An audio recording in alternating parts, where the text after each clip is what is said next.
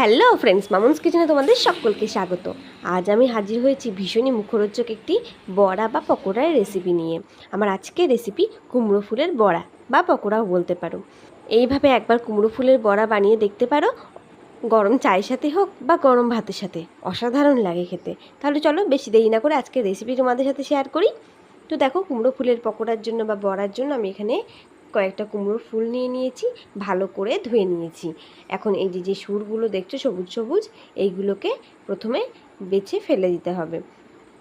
তারপরে এই যে এখানটা দেখছো ফুলের এই জায়গাতে থেকে ঠিক এরকমভাবে চাপ দিলে কিন্তু ফুলের পাপড়িটা বেরিয়ে আসবে, আর ফুলের ভিতরে যেটা থাকে সেটাকে কিন্তু বাদ দিয়ে দিতে হবে।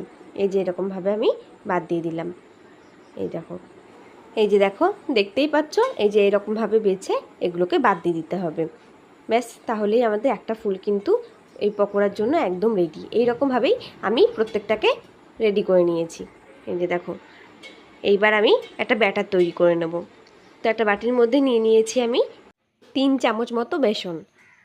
3 চামচ মতো নিয়েছি, তোমরা তোমাদের পরিমাণ মতো নেবে।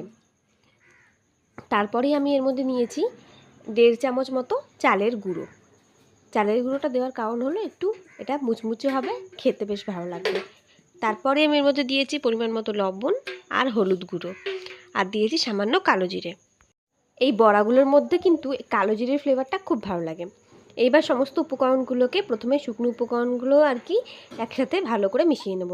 আর এরকমভাবে চামচের সাহায্যে বেসনের যে দলাগুলো দেখছো সেগুলোকে ভালো করে ভেঙে নিতে হবে, যেন কোনো দলা না থাকে। এরপর আমি এখানে জল নিয়েছি, অল্প অল্প করে জল দিয়ে ব্যাটারটাকে তৈরি করে নেব। প্রথমে বেশি জল দেবো না, অল্প অল্প করে জল দিয়ে ব্যাটারটাকে তৈরি করে নিতে হবে। দেখো, আমাদের আরেকটু জলের প্রয়োজন, আরেকটু জল দিয়ে দিলাম। এবার ভালো করে এটাকে বেসনটাকে ফেটিয়ে নিতে হবে, আর ব্যাটারটাকে একটুখানি ঘন ব্যাটার তৈরি করতে হবে। এই যে যত ভালো করে ফেটানো যাবে বড়াগুলো কিন্তু তত ভালো হবে। এই দেখো, আমাদের ব্যাটারটা কিন্তু একদম রেডি হয়ে গেছে। এই যে দেখো, ঠিক এই রকম একটা ঘন ব্যাটার হবে, না খুব ঘন আর না খুব বেশি পাতলা, এরকম একটা থকথকে টাইপের একটা ব্যাটার হবে।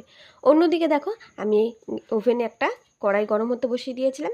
কড়াইটা ভালো করে গরম করে নিয়ে এর মধ্যে আমি পরিমাণ মতো সাদা তেল দিয়ে দিয়েছি। এখন তেলটাকে খুব ভালো করে গরম করে নেওয়ার পরে এই যে ফুলগুলো যেগুলো আমি বেছে রেখেছিলাম সেই ফুলগুলো এরকমভাবে বেসনের মধ্যে ভালো করে একটু ডুবিয়ে নিতে হবে।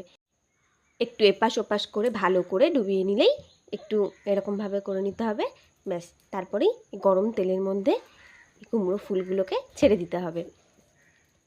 আমি আর একটাও দিয়ে দিলাম। আমি এরকমভাবে প্রত্যেকটা বড়া ভেজে নেব।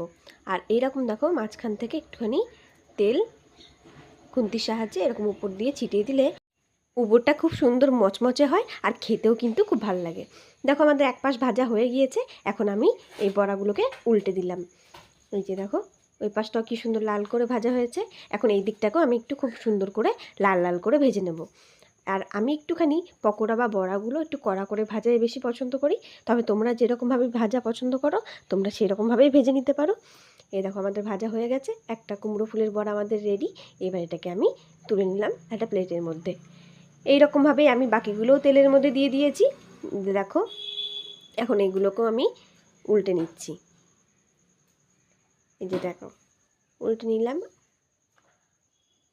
এই রকমভাবেই আমি প্রত্যেকটাকেই ভেজে নেব, আর লাল লাল করেই ভেজে নেব। ব্যাস, তাহলেই আমাদের গরম গরম কুমড়ো ফুলের পকোড়া বা বড়া যাই বলো না কেন একদম রেডি। তো ফ্রেন্ডস, দেখলে তো কত সহজে আজকে এই কুমড়ো ফুলের রেসিপি তৈরি করেছি।